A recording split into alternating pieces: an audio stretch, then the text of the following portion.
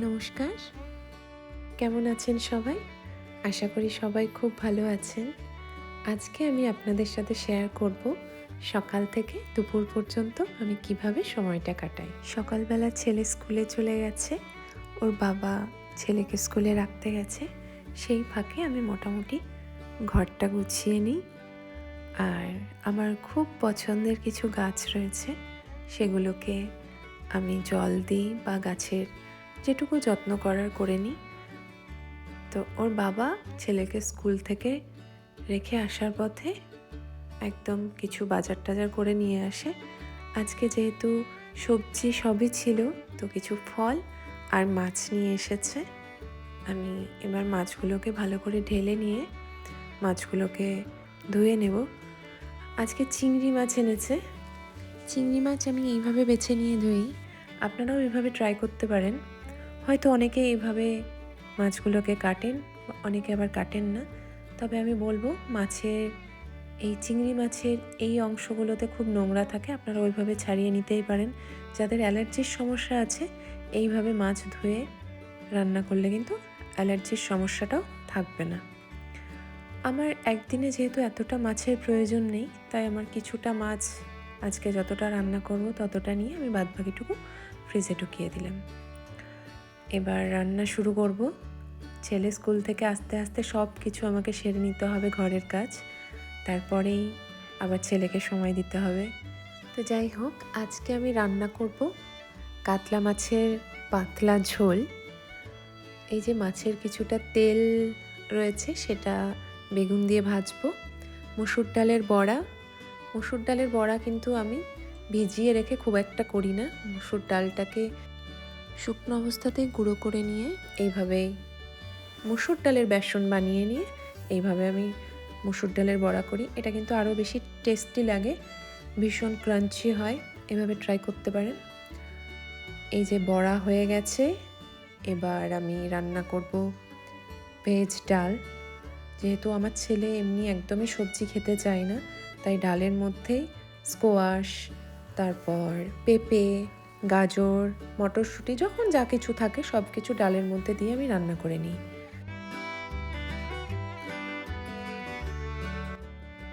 আজকে চিংড়ি মাছগুলোকে আমি রান্না করব কুমড়ো দিয়ে। কুমড়ো দিয়ে চিংড়ি মাছ খেতে আমার ভীষণ ভালো লাগে। যেহেতু চিংড়ি মাছগুলো একটু ছোট, নাহলে মালাইকারিও ভালো লাগতো, তাই একটু ছোট সাইজের চিংড়িগুলো না কুমড়ো দিয়ে খুব ভালো লাগে। একটু পেঁয়াজ আর পেঁয়াজগুলোকে ফ্রাই করে নিয়ে কুমড়োগুলোকে দিয়ে নেবো। আপনারা চাইলে কিন্তু পেঁয়াজ ছাড়াও চিংড়ি মাছ এভাবে রাঁধতে পারেন, পেঁয়াজ ছাড়াও ভালো লাগে। আমি যে কোনো রান্নাতে খুব বেশি মশলা বা তেল ব্যবহার করি না, তাই একটু শর্টকাট রান্নাই আমার ভালো লাগে। এই চিংড়ি মাছের তরকারিটাতে শুধুমাত্র একটু তেজপাতা আর কালো জিরে ফোড়ন বা রাঁধুনি ফোড়ন দিয়ে আর একটু জিরে গুঁড়ো দিয়েই রান্না করেছি। কড়াইতে কিছুটা তেল রয়ে গেছে, ওর মধ্যে আমি একটু কালো জিরে সোমবার দিয়ে নিলাম। আজকে রান্না করেছি আমার খুব পছন্দের মাছের তেল। এই বেগুন দিয়ে মাছের তেল ভাজা জাস্ট ফাটাফাটি লাগে। হয়তো অনেকেই খান, আবার অনেকেই খান না।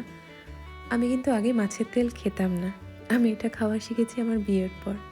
আমার শ্বশুর বাড়িতে আমার ননদ, আমার কাকা শ্বশুরের মেয়ে, এটা প্রথম রান্না করে আমাকে বলে, বৌদি তুমি কি কখনো মাছের তেল বেগুন দিয়ে ফ্রাই খেয়েছো? আমি বললাম না, আমি তো খাই না মাছের তেল এরকমভাবে। বলে কিনা এটা একটু খেয়ে দেখো। সত্যি বলতে কি, মাছের তেল খাওয়ার পর না আমার মাছের স্বাদই আর ভালো লাগছিল না। মাছের তেল রান্না হলে আমি আর সেইভাবে মাছই খাই না, মাছের তেল দিয়ে আমার ভাত খাওয়া হয়ে যায়। তবে আজকে আমার সবগুলোই খুব ফেভারিট আইটেম রান্না হচ্ছে, যেমন চিংড়ি মাছ আমার খুব ভালো লাগে। আর মাছের তেলের তো কোনো কথাই হবে না। এই যে কথা বলতে বলতে মাছের তেলটা কিন্তু ভাজা হয়ে গেছে বেগুন দিয়ে। এবার এটা নামিয়ে নেব। এবার কড়াইয়ে কিছুটা তেল দিয়ে আমি মাছগুলোকে একে একে ভেজে নেব। মাছ খুব বেশি ভাজবো না, মোটামুটি একটু ভেজে আমি মাছের পাতলা ঝোল করব।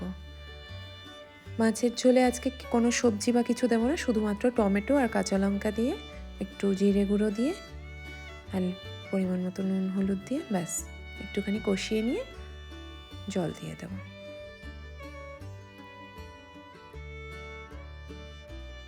এরপর একে একে মাছগুলোকে সব ঝোলের মধ্যে ছেড়ে দেব। তারপর 10 মিনিটের জন্য মিডিয়াম ফ্লেমে মাছগুলোকে ঢাকা দিয়ে রাখবো। এখন 2টো বাজে। এই যে আমার ছেলে স্কুল থেকে এসে গেছে। ওদের 8:30 থেকে 2টো পর্যন্ত স্কুল থাকে। বেচারা স্কুল থেকে এসে একদম টায়ার্ড হয়ে গেছে। দেখুন ব্যাগটাকে কিভাবে নিয়ে যাচ্ছে। ইস, কি অবস্থা! ওর তো কষ্ট, ব্যাগটার আরও বেশি কষ্ট। যাই হোক, তো ওর জন্য আজকে এই লাঞ্চ থালিটা এইভাবে সাজিয়েছি। দেখি ও কি বলে। খেতে এসো সোনা।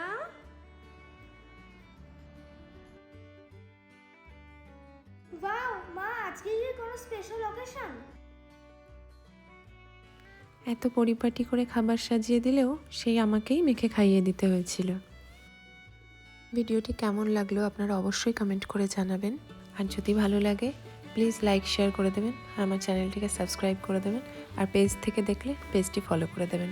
অনেক ধন্যবাদ।